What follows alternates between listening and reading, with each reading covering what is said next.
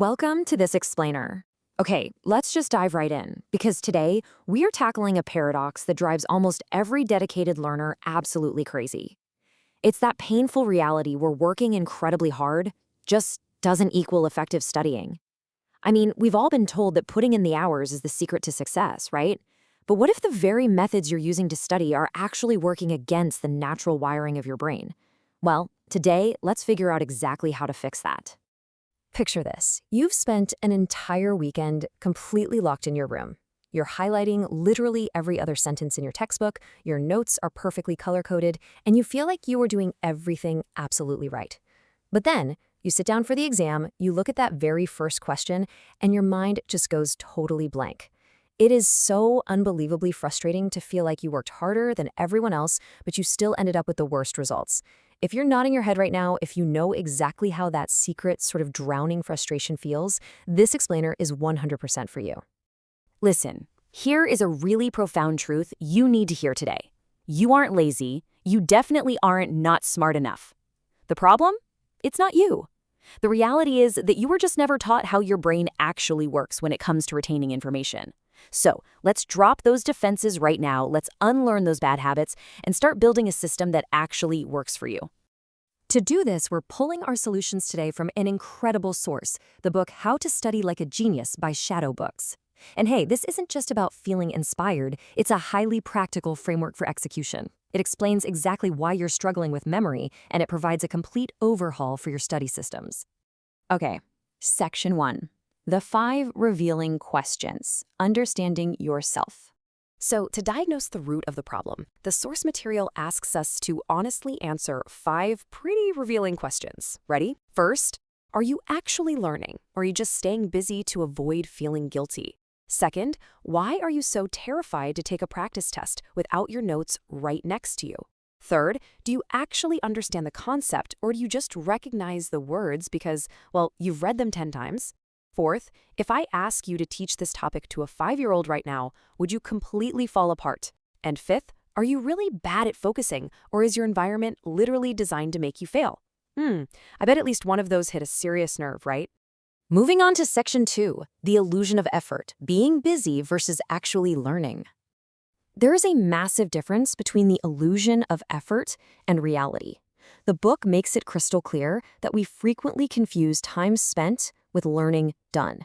I mean, you can literally sit in a chair with a book open for 6 solid hours, but if your brain is just being passive, you're going to retain almost nothing. Actually learning, according to the source, isn't measured by how long your chair was occupied. It's measured solely by what you can recall when the book is closed. Section 3. The power of struggle, testing your knowledge. And that brings us to a massive trap. We absolutely love our safe zones. The book explains that comfortable habits, like passively rereading chapters, well, they feel good. We cling to them. Because taking a practice test without notes reveals our knowledge gaps, and psychologically, a gap feels exactly like a failure. But here's the secret the book highlights. That painful struggle you feel during active recall, that is actually what strengthens the neural connections in your brain. If the studying feels easy and safe, you probably aren't actually learning anything at all. You have got to step out of that safe zone. All right, Section 4, familiarity versus true mastery, tricking your brain. So there is this sneaky psychological trick our brains play on us, completely blurring the line between familiarity and understanding. The book shows that when you reread something 10 times, it creates familiarity.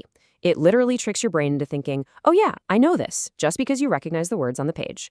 But familiarity is incredibly fragile. It completely disappears the absolute second exam pressure is on. True understanding, on the other hand, is deep. It's robust knowledge that is built specifically through that active testing and struggle we just talked about. That is what holds up under pressure. Section 5, the ultimate test, testing for clarity. The answer here is so simple, yet so challenging. Teaching is the ultimate test of clarity. The source material explains that if you cannot explain a concept simply, say to a 5-year-old, you haven't actually mastered it yet. Think about it. If you try to teach your study topic out loud right now and completely fall apart, stumbling over your words and realizing you don't know the next step, well, that is your brain loudly telling you that you only had familiarity, not clarity. Section 6. Redesigning focus. Fix your environment. Now, the crucial, really empowering truth here is that distraction is not a willpower problem. It is an environmental one. Seriously, stop beating yourself up for being bad at focusing. You do not need more discipline. You just need a better system that isn't literally designed to make you fail. If your phone is buzzing on the desk or you're trying to study in a noisy room, you are fighting a losing battle against your own biology. Fix the environment and the focus will naturally follow. Almost there. Section 7. Strategy over emotion. Shifting your paradigm. When we put this all together, we confront a massive paradigm shift. See, most of us study emotionally. We study when we are wildly anxious, we push harder when we're completely exhausted, and we stick to safe methods that soothe our anxiety for the moment, but just don't work. To get different results, we have to shift to strategic studying.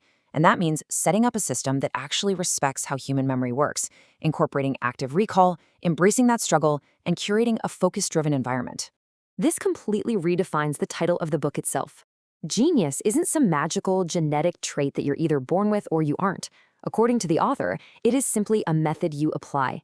You have to stop fighting against the natural mechanisms of your brain and start actively working with them.